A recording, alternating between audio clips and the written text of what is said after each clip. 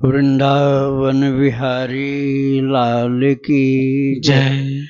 राधा रानी की जय। श्री गुरुदेव भगवान की जय। श्री राधे राधे। भक्ति प्रश्नोत्तरी कार्यक्रम प्रारंभ किया जा रहा है। आइए हम भक्ति संबंधित प्रश्नों को श्रवण करें। श्री राधे राधे गुरु जी, आपके श्री चरणों में कोटि कोटि दंडवत प्रणाम। प्रश्न है, गुरु जी, क्या माता कैकेयी की निंदा करने के कारण पूज्य संत श्री गोपालाचार्य जी महाराज एवं बक्सर वाले मामा जी को दोबारा जन्म लेना पड़ा था? राधे राधे। देखो, भगवान की उदारता, कृपालुता, उनकी परम भक्त वत्सलता, धाम के लोग जो हैं उनके विषय में उनका प्रेम, ये समझना हर किसी के बस की बात नहीं। प्रभु ने स्वयं कहा उत्तरकांड में, मानस में, अति प्रिय मोहि यहाँ के वासी। भगवान ने अयोध्या वासियों को कहा अति प्रिय मोहि यहाँ के वासी। अब इसका प्रमाण क्या देते हैं? सिय नीड निंदक अति ओघ न साये। सीता जी की निंदा जिन लोगों ने किया था उनको कोई भी अपने यहाँ लेने को तैयार नहीं था, न स्वर्ग में न और कोई दिव्य धाम में। तो भगवान ने क्या किया? एक धाम बना दिया उस रजक के लिए। जो धोबी निंदा किया था ना, उसके लिए भगवान ने धाम बनाया। एक अलग महान पुण्यात्मा जैसे स्वर्ग है, इससे भी अच्छा। क्यों बनाया? क्योंकि हमारे धाम का है, अयोध्यापुरी का है, और कहते हैं अति प्रिय मोहि यहाँ के वासी। अब उसमें भी कैकेयी माता ऐसी थी कि जो राम जी को कौशल्या माता से भी ज्यादा प्रिय थी, कौशल्या माता से भी ज्यादा प्रिय थी। इसलिए अधिकतर वो माता कैकेयी के महल में रहा करते थे। और माता कैकेयी भरत जी से भी ज्यादा राम जी को प्यार करती थी, भरत जी से भी ज्यादा। तो भगवान राम ने सोचा कि एक ऐसा कठिन काम मुझे देवताओं के लिए करना है जिसके लिए जिसको मुझे चयन करना पड़ेगा, उसका जीवन बहुत बदनाम हो जाएगा। आज भी कैकेयी नाम किसी भी लड़की का कोई रखता नहीं है, लेकिन कैकेयी के ऊपर भगवान राम को भरोसा था कि ये मुझे बहुत प्यार करती है, मेरी बात मान लेगी। तो इसलिए भगवान राम ने कैकेयी माता की आंख पीछे से आके बंद किया, ऐसे दोनों आंखों को हथेली से ऐसे राम जी ने बंद किया। अब वो बोली, अरे कौन है? लक्ष्मण। कैकेयी बोली, लक्ष्मण? और राम जी बोले, नहीं। तो लक्ष्मण नहीं है क्या? मेरी आंख बंद कर रखा है। अरे भरत बेटा, ये क्या कर रहा? फिर नहीं बोले प्रभु। तो फिर राम जी ने कहा, मां मैं तुझे नहीं प्रिय हूं क्या? तूने लक्ष्मण का नाम लिया, भरत का नाम लिया, मेरा नाम क्यों नहीं लिया? तो फिर कैकेयी माता ने कहा, मुझे विश्वास था कि मेरा राम बड़ा ही शांत स्वभाव का है, उसके अंदर नटखटपना नहीं है, कोई चंचलता नहीं है, इसलिए ऐसी चंचलता वो नहीं कर सकता है। वो मेरी आंख ऐसे चुपके से बंद नहीं करेगा। मैंने सोचा कि लक्ष्मण ही नटखट ऐसा किया होगा, और यदि नटखट ये लक्ष्मण नहीं है तो भरत हो सकता है, राम तो ऐसा करेगा ही नहीं, इसलिए मैंने तेरा नाम नहीं लिया।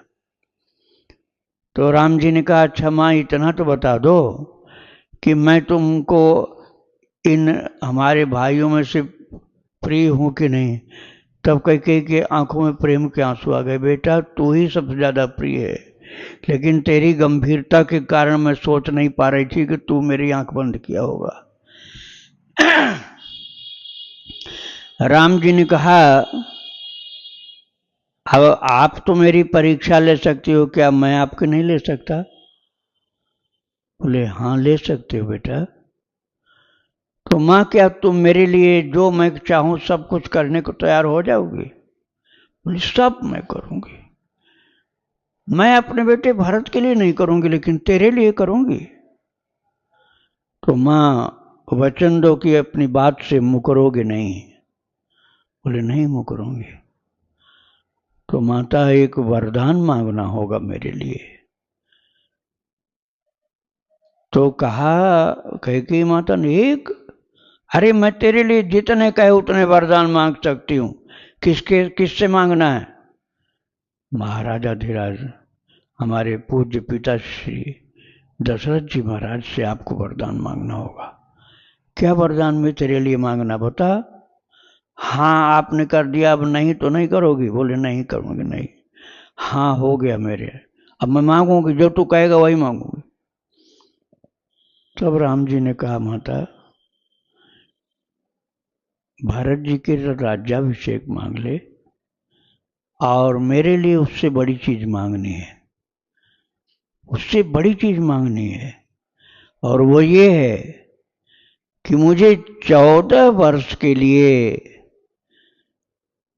अयोध्या का नहीं जंगल का राजा बना दिया जाए। जंगल का राजा 14 वर्ष के लिए, ऐसा मांगना है आपको। स्वयं भगवान राम जी ने कहा था पिता दीन मोहि कानन राजू, जह सब भांति मोर बड़ काजू।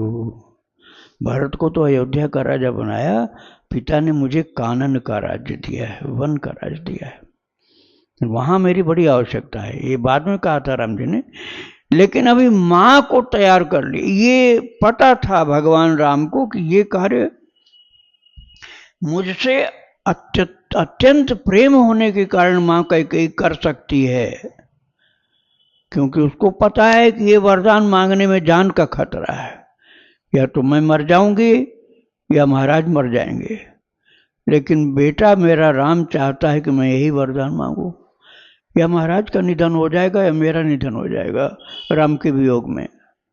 लेकिन ये तो हठ कर लिया है कि मुझे यही वरदान मांगना है। ठीक है बेटा, महाराज ये वरदान मांगने के कारण कैकेयी को वरदान तो दे दिया महाराज ने, लेकिन कैकेयी को त्याग दिया। कैकेयी को त्याग दिया था। और जब राम जी लंका में विजयी हुए हैं, रावण को परास्त किए, मार दिए उसको, तो उस समय तही अवसर दशरथ तह आए, आकाश में दशरथ जी आए थे, और राम जी ने कहा कि आप मुझे कुछ देने आए हैं तो मैं ये मांगूंगा कि मेरी मां कैकेयी को आप माफ कर दो। मेरी मां कैकेयी को क्षमादान कर दो आप, और कुछ नहीं चाहिए मुझे। संकेत किया कि उसमें मेरी इच्छा थी, और वो मेरी इच्छा को पूर्ण करने के लिए उसने ऐसा कठिन वरदान मांग लिया जिससे आपको शरीर छोड़ना पड़ा। और भरत जी ने मां को त्याग दिया था, कैकेयी को त्याग दिया कि मेरे प्रभु को इतना दुख दिया इसने। लेकिन जब राम जी आए हैं अयोध्या में और भरत मां के महल में जाने को नहीं तैयार, बोले प्रभु मुझे उस महल में नहीं जाना, मैं 14 वर्ष से उस महल में नहीं गया हूं, मेरा मन कैकेयी को, माता को देखने को अब नहीं होता। भगवान राम ने कहा ये नहीं करो, मेरे सेवक हो, भक्त हो, तो मेरे साथ चलो। राम जी ने स्वयं कहा दोष दे कह के सोई, जिन गुरु साधु सभा नहीं सेई। जिन्होंने गुरु और साधु सभा का सेवन नहीं किया, कैकेयी को वही दोष देंगे। भरत तुम ऐसे नहीं हो, तुम तो सत्संगी हो, गुरु की सभा संत सभा सेवन किया है, इसलिए मेरी आज्ञा मानो, मेरे साथ चलो। मैं प्रणाम करूंगा, तुम भी माता को प्रणाम करो। तो राम जी ने प्रथम प्रणाम किया कैकेयी को। प्रथम राम भेंटी कैकेयी। अयोध्या वासियों में गुरुदेव को प्रणाम करने के बाद सबसे पहले कैकेयी माता को राम जी ने प्रणाम किया। भरत जी नहीं जाते थे, न जाना चाहते थे, न प्रणाम करना, लेकिन राम जी ने कहा नहीं, इसका रहस्य है, इस महान कार्य में इस माता ने जो बलिदान दिया है वह और कोई नहीं कर पाया है, इसमें मेरी इच्छा थी। तुम दुखी मत हो भरत, प्रणाम करो। अरे कैकेयी का नाम किसी युग में कोई अपनी बेटी का नाम नहीं रखेगा, इतनी बड़ी निंदा की पात्र बन गई है, लेकिन इन्होंने इस निंदा को वर्ण किया, किंतु मेरी इच्छा का उल्लंघन नहीं किया, जो मैंने मांगा वो दिया। भक्तों, भरत जी को तो प्रभु ने राजी कर लिया, दशरथ जी को राजी कर लिया, किंतु कुछ लोग ऐसे थे जिनका राम से सख्य भाव था और बहुत प्रेम था, जैसे वशिष्ठ के पुत्र सुयज्ञ जी और उनके कुछ साथी लोग। वो बोलते थे नहीं, हमारे प्राणाधार प्रभु को जिस माता ने निकाला है, हम उसका दर्शन करने नहीं जाएंगे, न प्रणाम करने जाएंगे, उनकी चर्चा भी हम नहीं करेंगे। चर्चा होगी तो हम उनके लिए अच्छा नहीं बोल सकते। तो इसलिए वो लोग कैकेयी भवन की ओर जाते ही नहीं थे। और इसी बात को संकेत में बताया गया प्रश्नकर्ता के द्वारा कि श्री गोपालाचार्य जी महाराज, जो एक रामानुजाचार्य संप्रदाय के संत थे, श्री गोपालाचार्य जी महाराज, उनका मेरा संग रहा है। गोपालाचार्य जी यहाँ गिरिधारी मंदिर में भागवत कथा कर रहे थे, 7 दिन मैं उनके साथ रहा। और महाराज गोपालाचार्य जी का बक्सर में मानस प्रवचन था, मेरा प्रवचन भी रात में होता था, उनका भी होता था, और दिन में रमेश भाई ओझा की भागवत होती थी। मामा जी नारायण दास भक्तमाली जी ने वो कार्यक्रम कराया था, सन 96 की बात है। तो गोपालाचार्य जी का मेरा बहुत बार संग रहा, और मामा जी का तो बहुत बार रहा। तो ये दोनों ही ऐसे थे, गोपालाचार्य जी भी और मामा जी भी, अर्थात नारायण दास भक्तमाली जी, कि जो पूर्व जन्म में त्रेता युग में राम जी के काल में थे, और जो वशिष्ठ जी के पुत्र सुयज्ञ थे, वही सुयज्ञ श्री गोपालाचार्य जी थे। अब बताओ, त्रेता युग में राम जी के सखा थे। अब उनको कई बार जन्म लेते लेते, अभी लगभग 20 साल पहले गए होंगे वो। मैंने वृंदावन में भी कई बार दर्शन किया, बक्सर में किया, और अयोध्या में तो उनका आश्रम ही था। उनके एक शिष्य हैं जो बहुत बड़े राम कथावाचक भी हैं, तो वो तो उनका मैंने बताया कि वशिष्ठ पुत्र सुयज्ञ जी के ही सुयज्ञ जी थे, बाद में कितने जन्मों के बाद गोपालाचार्य बने। ऐसे नारायण दास भक्तमाली जी, मामा जी। अब तीसरे का नाम गुप्त है, क्योंकि वो भी जीवित हैं। अब जो गुप्त है और जो जीवित भी हैं, गुप्त भी हैं, तो उनका बताया नहीं जा सकता है। अब ये राम जी को पसंद नहीं था कि कैकेयी की निंदा ये लोग करें। यद्यप सखा थे भगवान के सखा थे, गुरुदेव के पुत्र थे सुयज्ञ, जो गोपालाचार्य जी थे, और भक्तमाली नारायण दास जी भी उनके सखा थे। लेकिन महाराज तीसरे वाले भी जो विराजमान है वो भी, किंतु कैकेयी माता की निंदा बहुत ज्यादा। अच्छा, उन लोगों ने राम से प्रेम के कारण बुराई की, तो राम जी से प्रेम की अधिकता के कारण कैकेयी माता की बुराई की। कोई दुश्मनी नहीं थी। राम जी का वियोग जो 14 साल के लिए उनको मिला, तो वो बहुत दुखी थे, बहुत ज्यादा दुखी थे, इसलिए कैकेयी को बुरा भला कहते थे, इसलिए उनको बार बार जन्म लेना पड़ा। अब उनका अंतिम जन्म था, अब उनका अंतिम जन्म था ये गोपालाचार्य जी महाराज, अर्थात वशिष्ठ पुत्र सुयज्ञ जी का अंतिम जन्म था ये कलयुग में, और ऐसे नारायण दास भक्तमाली मामा जी का।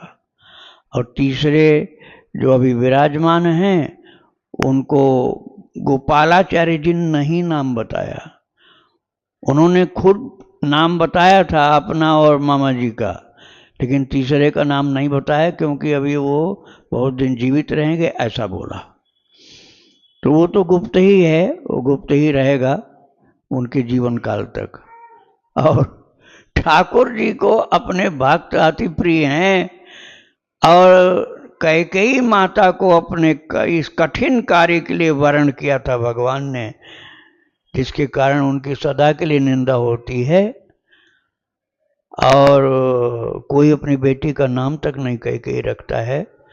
तो ये रहस्य की बात है जो मैंने अभी तक सुनाया आज आपको। और वो तीसरे का नाम तो ठाकुर जी जब प्रकट करना चाहेंगे तभी पता चलेगा। राधे राधे। गुरु जी, इसी से एक प्रश्न और है, जैसे महाराज दशरथ जी और भरत जी ने राम जी के प्रति अधिक प्रियता होने के कारण उनका त्याग किया था, या सुयज्ञ जी ऐसा अपना कोई राग द्वेष नहीं था उनके कारण, तो क्या गुरु जी प्रेम के अधिकता के कारण भी अगर जैसे उनका त्याग किया था तो निंदा किया था, तो उसके कारण भी क्या हमें उसका दंड मिलता है गुरु जी? क्योंकि यहाँ पर तो राग द्वेष वाली बात ही नहीं गुरु जी, राम जी से अत्यधिक प्रियता होने के कारण निंदा किया गया, तो क्या उसका भी दंड मिलता है गुरु जी? वो तब तक माना जा सकता था जब तक भगवान की इच्छा का पता नहीं था। जब भगवान श्री राम जी ही बोल दिए कि ये देखो माता कैकेयी ने जो भी किया मेरी इच्छा से किया, मेरी इच्छा के विपरीत नहीं किया, कलंक मोल ले लिया अपने सिर पर सदा के लिए, लेकिन मेरी इच्छा के विपरीत नहीं चली, इसलिए कैकेयी माता मुझे बहुत प्रिय है। तो दशरथ जी तो मान गए और भरत जी भी मान गए, इसलिए इन लोगों को भगवत धाम की प्राप्ति हुई।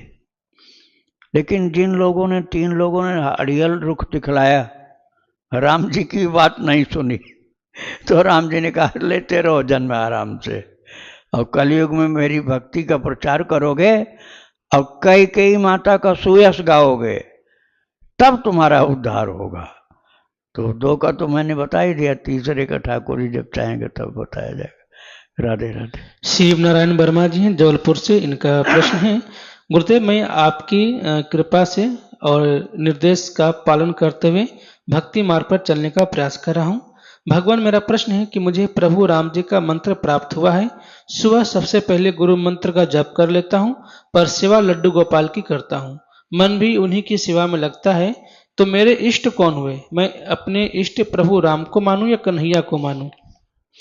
आपको राम जी को इष्ट मानना है, लेकिन ये आपको समझना है कि राम जी मर्यादा पुरुषोत्तम के रूप में रहते हैं।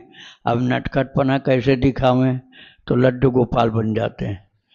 जैसे हमने आपको पहले सुनाया, अयोध्या जी में माता जो है रामहर्षण दास जी की शिष्या, बड़े लाल छोटे लाल बन करके राम और कृष्ण दोनों की वो लीला चलती है लड़ाई की, तकिया ले लेकर भिड़ते हैं दोनों, और रात में लिख लिख करके शिकायत, रात में शिकायत की पर्ची लिख लिख करके और वही बच्चे वाली बोली में लिखते हैं, राम जी लिख रहे हैं, क्या लिख रहे हैं, कि छोटे लाल ने मुझे बहुत माला है।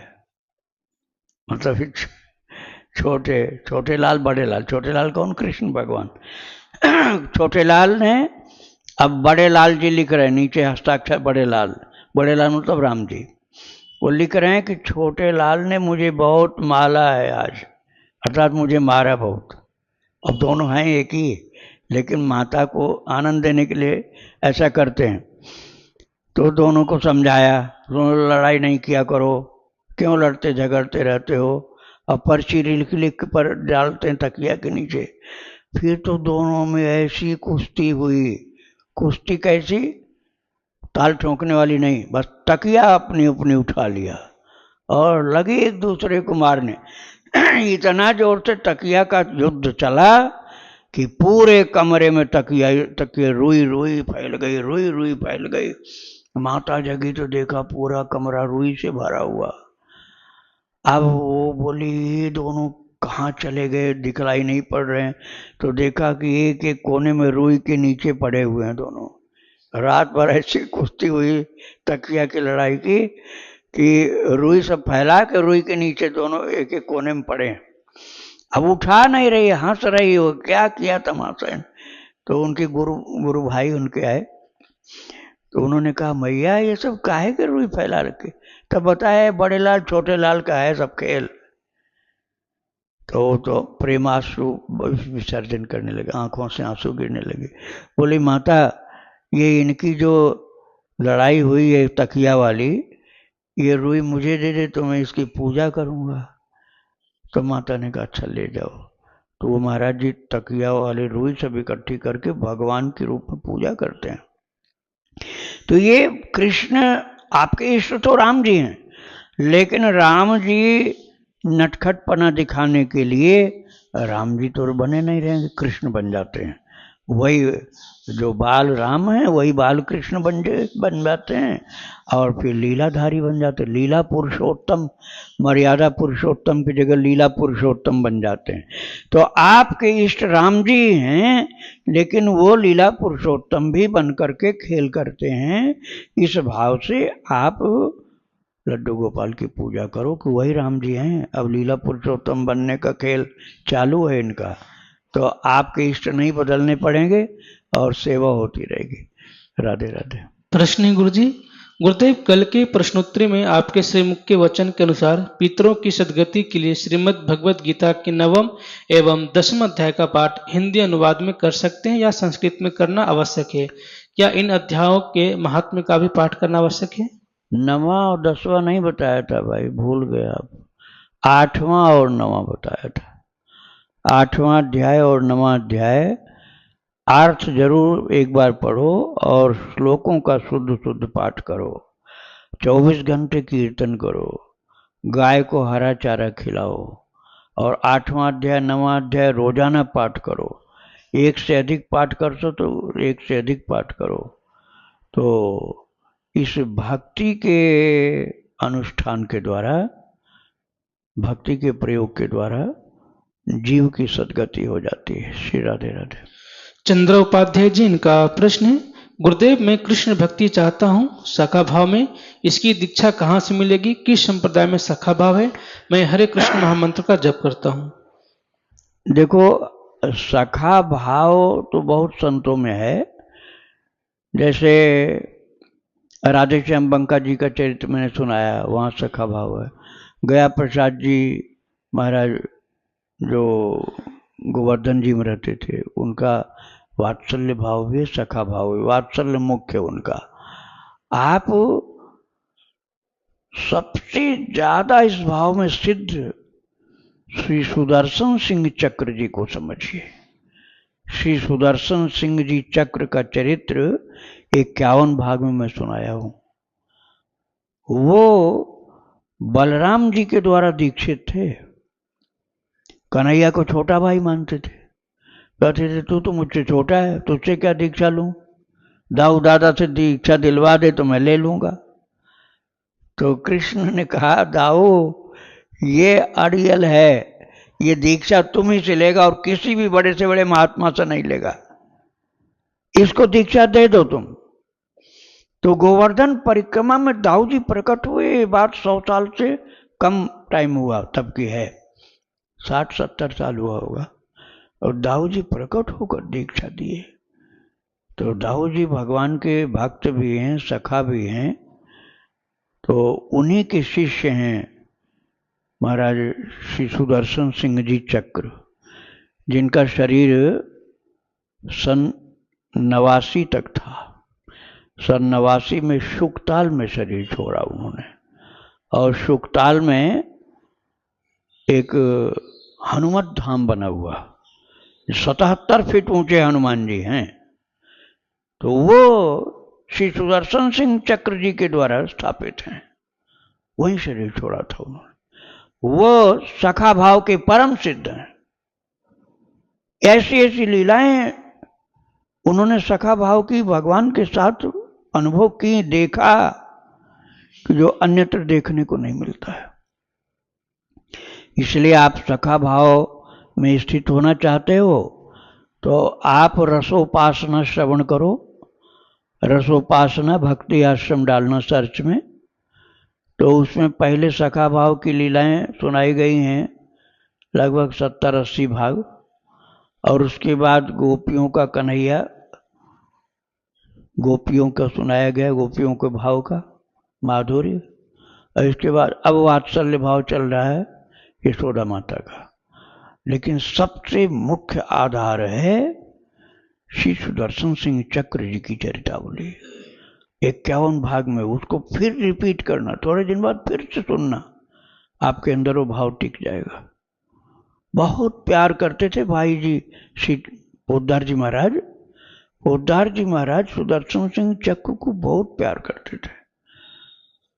केवल उनके हाथ से वो पैसा लेते थे और किसी के हाथ से नहीं लेते थे। कोई कितना भी बड़ा दाता हो, उदार हो, भक्त हो, प्रेमी हो, लेकिन श्री चक्र जी महाराज ने जब भी कभी राह खर्च लिया कहीं जाने आने का, तो केवल श्री पोद्दार जी से लिया। क्योंकि एक दिन उन्होंने कृष्ण से कहा था, तो कनु कहते थे, कनु, चक्र जी कनु कहते थे, और राधा बाबा नीलमणि कहते थे।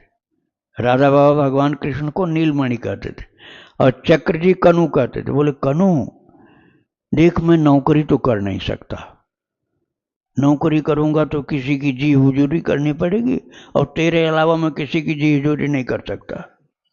तो नौकरी तो मैं कर नहीं सकता, और भिक्षा मांग नहीं सकता, क्योंकि मैं ठाकुर हूं, मैं ब्राह्मण नहीं हूं। मैं भिक्षा नहीं मांग सकता और नौकरी कर सकता हूं। अब तू बता, मेरे जीविकोपार्जन का, खाने पीने का क्या साधन होगा? भिक्षा मांगूंगा नहीं, नौकरी करूंगा नहीं।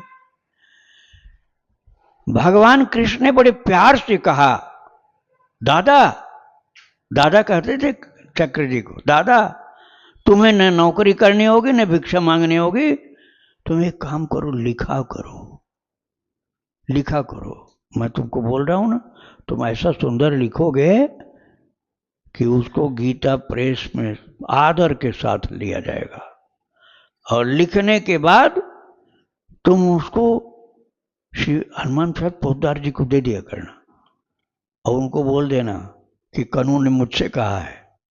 बस तुमको इतना बोल रहे हैं, कनु ने मुझसे कहा है। अब वो जो दे दें वो खर्चा तुम ले लिया करो, मना मत करना, और किसी से मत लेना। लेख लिख लिख करके दे दिया करते थे, और कल्याण में छपता था, और कई पुस्तकें भी लिखा उन्होंने, और बस पोद्दार जी के हाथ में देते थे। पोद्दार जी महाराज पूरा खर्चा चक्र जी को देते थे, किसी के सामने नहीं, अकेले में देते थे, और कहते थे तुम किसी और से तो नहीं मांगोगे ना? बोले अब हम काहे मांगेंगे, कानून ने तुम्हारे लिए बोला है। बोले मैं तो दे रहा हूं, तुम ले जाओ, जो भी चाहिए मुझसे लिया करो। महाराज उनका बहुत सच्चा सख्य भाव था, उनके सख्य भाव से बलिहारी जाते थे पोद्दार जी। पोद्दार जी जबरदस्ती उनसे नहीं करते थे, कहते थे ये मैं तो राधा रानी की सेविका हूं और ये तो हमारे प्रभु का सखा है और सखा भगवान का है। अब वो मैंने उनके चरित्र में एक कथा बहुत विस्तार से सुनाई है, स्मरण में केवल करा दे रहा हूं कि एक बार बरसाना में श्री पोद्दार जी, राधा बाबा, ये दोनों लोग श्री जी का दर्शन करने गए राधा रानी के मंदिर में। और चक्र से बोले, चक्र तुम भी चलो हमारे साथ। बोले कहाँ? बोले बरसाना। अरे मुझे मत ले जाओ। क्यों?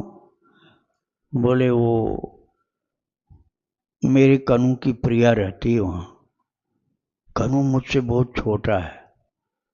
अब देखो भाव देखो आप, कनू मुझसे बहुत छोटा है और उसकी प्रिया वहां रहती है। अब मैं जाऊंगा तो जेठ जी आए हैं सुन करके पर्दा कर लेगी वो, तो ये ठीक नहीं है, उसको परेशानी होगी। अरे बोलो ठीक है तुम चलो, मंदिर में मत जाना, तो गाड़ी में तो बैठे रहोगे। बोले हाँ गाड़ी में बैठा रहूंगा, उतरूंगा नहीं। तो महाराज गाड़ी में ही बैठे रहे चक्र जी महाराज, और राधा बाबा और पोद्दार जी गाड़ी से उतर करके मंदिर गए। और वहां से एक दोना प्रसाद जब मिला, बोले अभी हम लोग नहीं खाएंगे, जब गाड़ी में पहुंचेंगे चक्र जी को भी देंगे थोड़ा, तब पाया जाएगा। कितना मानते थे वो। लेकिन इधर इनके साथ क्या लीला हो रही है, रहा नहीं जा रहा है कि बरसाना में आए हैं और ऊपर गए नहीं दर्शन करने। अब दर्शन करने जाओ तो घूंघट करेगी वो, कनू की प्रिया है। चलो पहाड़ ही देख लेते हैं, इसी पहाड़ पर रहती है। और जब कांच नीचे किए और पहाड़ ऐसे देखने लगे, बस महाराज चमत्कार हो गया। 1 किलोमीटर लगभग दूरी पड़ती है जहाँ स्टैंड था टैक्सी का। लेकिन प्रभु की क्षमता शक्ति तो अनंत है ना। एकदम साफ सुथरा दृश्य उत्पन्न हुआ और राधा रानी आधा मुंह ढके हुए और हाथ जोड़ करके अब देख रहे हैं। चक्र जी गाड़ी का शीशा नीचा करके देख रहे हैं, यार किशोरी जी तो खड़ी हो गई, किशोरी खड़ी हो गई, इसको परेशानी हो रही होगी, मैं सामने हूं। तब तक हाथ जोड़ करके राधा रानी बोली, जेठ जी आपको प्रणाम, जेठ जी आपको प्रणाम। महाराज उसके बाद फिर चक्र जी ने हाथ उठाया, लली सदा खुश रहो, सदा खुश रहो, आशीर्वाद दे दिया। उसके बाद अंतर्धान हो गई हो। और फिर इसके बाद आगे क्या लीला हो रही, कृष्ण को इशारा किया, जेठ जी के लिए प्रसाद जल्दी ले जाओ। राधा बाबा को पोद्दार जी को एक दोना तो मिल चुका है, लेकिन जेठ जी के लिए प्रसाद आप लेके जाओ। अब कृष्ण को भेज दिया राधा रानी। अब वो जैसे सजे धजे ऐसे थे जैसे किसी रास मंडली के ठाकुर होते हैं ना, ऐसे बिल्कुल सजे धजे, देखने वाला यही समझेगा कि किसी रास मंडली के हैं ये। वो ले करके टोकरी, और अब सुंदर सा रास मंडली का ठाकुर देख करके चक्र जी खुश हो गए। चक्र जी ने कहा, ठीक हो, आनंद से हो, ये क्या लिए हो? बोले आपके लिए लाए। अरे किसने भेजा? अरे किशोरी जी ने भेजा, और कौन भेजा? ये क्या है? प्रसाद है। अच्छा गाड़ी में पिछली सीट पर रख दो, खाली है सीट। पूरी टोकरी भर के प्रसाद रख दिया किशोरी जी के भेजा हुआ भगवान कृष्ण ने। उसके बाद तो कहाँ दृश्य हो गए कुछ पता नहीं। वो दोनों लोग आए, बोले लो चक्र, एक दोना हम लोग प्रसाद लाए, थोड़ा तुम भी लो, हम ले पाएंगे। देखा, बोले अरे आपको ये प्रसाद मिला? यही प्रसाद एक टोकरी भर के हमको मिला। कहाँ है? पिछली सीट पर है। कौन लाया? अरे एक रासलीला का ठाकुर लाया था, रासलीला का ठाकुर लाया था। देखा पोद्दार जी ने, पोद्दार जी बोले ये रासलीला का ठाकुर नहीं लाया, ये असली ठाकुर लाया है। ये किशोरी जी ने जेठ जी की पहुनई की है, किशोरी जी ने जेठ जी की पहुनई की है इतना सारा प्रसाद भेज के। अब आप देखिए, कोई भी रिश्ता प्रभु से सच्चा जोड़ लीजिए। सखा भाव की बात चल रही थी प्रश्नकर्ता की, तो इस सखा भाव का ही तो रिश्ता था कृष्ण से, और इस पर राधा रानी इतनी रीझ गई हैं कृष्ण के इस रिश्ते के कारण कि भर टोकरी के प्रसाद भेजती हैं, हाथ जोड़ के प्रणाम करती हैं और कन्हैया के सखा का आशीर्वाद लेती हैं। आपको ये भाव और कहीं नहीं मिलेगा कि कन्हैया के सखा का आशीर्वाद ले रहे हैं और प्रणाम भी कर रहे हैं। सच्चाई हो आपके भाव में तो प्रभु प्रसन्न हो जाते हैं। श्री राधे राधे। महाराज जी सीताराम। सीताराम सीताराम। भगवान की करुणा उदारता हम लोग कलिमल ग्रसित विमूढ़ जी क्यों नहीं, उनके प्रति श्रद्धा समर्पण विश्वास क्यों नहीं हो पाता महाराज जी, क्या कारण है? राधे राधे। विश्वास के लिए विश्वासी लोगों का या तो संग किया जाए, जो भगवान पर एकदम अटूट विश्वास रखते हैं, या तो ऐसे लोगों का संग किया जाए। संशयशील लोगों का संग न किया जाए, संशयग्रस्त लोगों का संग न किया जाए, और विश्वसनीय जो भगवान के प्यारे भक्त हैं, ये जो हमें वो नहीं मिल रहे हैं, तो फिर उनका चरित्र हम श्रवण करें। उनका चरित्र श्रवण करते करते करते करते विश्वास ऐसा अडिग हमारे अंदर बैठ जाएगा कि वहाँ संशय की गुंजाइश भी नहीं रहेगी। तो चरित्र श्रवण करना आसान है, और चरित्र श्रवण करते करते जब प्रभु के प्रेमी भक्त मिल जाएंगे तो ये कार्य और जल्दी संपन्न हो जाएगा। श्री राधे राधे। अजय माता आए आज? जी महाराज जी राधे राधे। हाँ राधे राधे बेटे, राधे राधे। महाराज जी हम ये पूछना चाहते हैं कि हमने जब से लड्डू गोपाल के साथ विवाह किया है, हाँ तो हमें तो लगता है कि मतलब हमने सच्चे हृदय से समर्पण किया है, लेकिन हमारे साथ कुछ लीलाएं ऐसी होती हैं कि जो हमें लगता है कि हमारा समर्पण सच्चा नहीं है या ठाकुर जी की कोई लीला है। आप चिंता मत करो, ये लीलाएं जो प्रभु करते हैं ना, ये अहंकार न आने लग जाए इसके लिए करते हैं। हाँ, आप निश्चिंत रहो, आपका समर्पण सच्चा है, लेकिन ये लीला इसलिए करते हैं कि कहीं साधक के मन में अहंकार न आ जाए कि मेरी जैसी कोई भक्ता नहीं, इसलिए कुछ कमी दिखलाते हैं वो कि तुम्हारे अंदर कमी है नहीं कमी। आप निश्चिंत रहो, भक्ति आपके ठाकुर जी की कृपा से है और बहुत अच्छी है, लेकिन आपको कहीं अभिमान न हो जाए, इसलिए आपको उस संकट से बचाने के लिए प्रभु कृपा कर रहे हैं। राधे राधे। वृंदावन बिहारी लाल की जय। राधा रानी की जय। श्री गुरुदेव भगवान की जय। श्री राधे राधे।